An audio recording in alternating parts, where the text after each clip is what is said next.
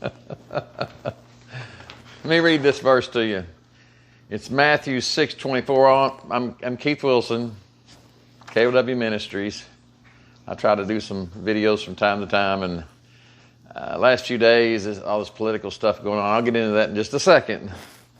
I haven't been making any, but I've been wanting to. And probably good that I didn't during the time. Maybe. I don't know. I think it's still along the same subject, but different perspective. It changes as God speaks to you. But I wanted to read this verse, Matthew 6:24 from the English Standard Version. It says, "No one can serve two masters, for either he will hate the one and love the other, or he will be devoted to the one and despise the other. You cannot serve God and money." Well, you know, several years ago, when I heard that verse and it hit me, I was either listening to Angus Buchan or Alan Jackson or Brock Lillis or somebody that, one of those great pastors that I've known for a long time. And they had read this verse and were preaching on it, and it hit me. I was trying to serve two masters. Now, I thought it was a substance because I liked drinking at the time, probably too much. I was able to shut it off and turn it back on, but when I did so, it seemed like it always got worse. Thankfully, God took me away from that when I asked Him to. I asked God to please just take that away from me. And I didn't go through any step program or anything, but that did happen a couple of times, because after I got past my cravings, then I would go, oh no, well, I'm okay now.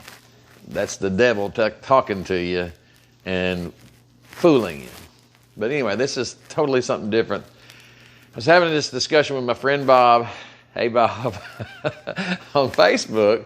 And I was kind of getting riled up about, it was a political discussion. I won't get into the details, but it brought this back to me because once again in this political season, I'm kind of wanting what I wanted. And it is based on money. It is based on what I think the future would hold with a different administration, with different opportunities in the workplace and higher taxes and all these things. But I had posted earlier today too, I said, as long as you focus on the right one, you can walk on water. But if you start looking at the storm, then, if you start looking at the storm, you start to sink.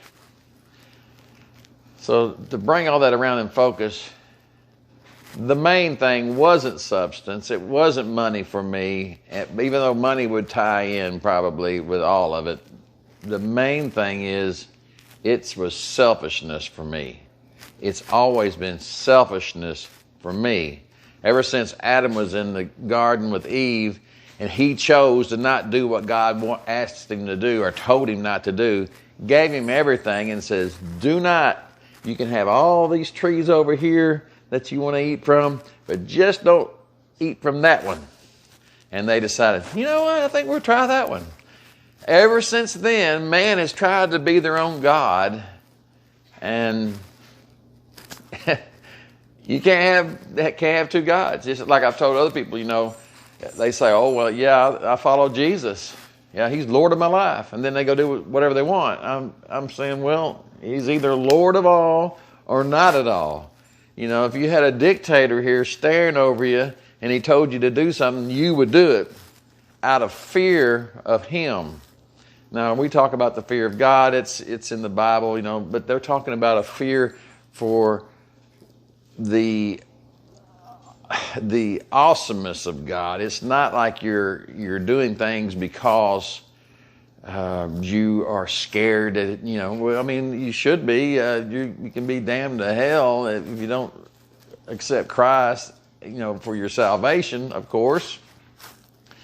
But God loves you like a father. He's our Father.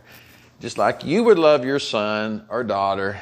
And as long as they were trying and you thought that they were trying, of course our God knows everything, but as long as you saw and you really believe that your son or daughter are trying their best and they're obeying you, especially when they're growing up in your household, you're going to try to help them every way you can. You're going to help them with school. You're going to help them if they want something that you don't think is going to be detrimental to them. You'll give them the money for it, whatever it may be. But if they're out here doing things you know that they shouldn't be, then they come up to you and give you money, ask for money and stuff, and you do, then you're enabling that behavior. And the same way, I guess, with maybe a pet. If you had a pet that kept doing the wrong thing, eventually you're going to somehow figure out a way to punish them in a way. And I'm getting way off of the message. The message today is you cannot serve two masters. You can't. There's no way.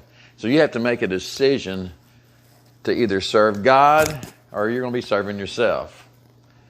That's just it. Let me read this verse again for you. This is Matthew 6:24. I think it's in Luke 2. I don't know. Luke also. I mean, not Luke 2, but Luke also.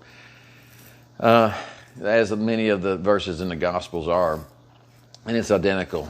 I can't remember exactly where it's at. But anyway, Matthew 6:24. No one can serve two masters, for either he will hate the one and love the other, or he will be devoted to the one and despise the other. You cannot serve God and money.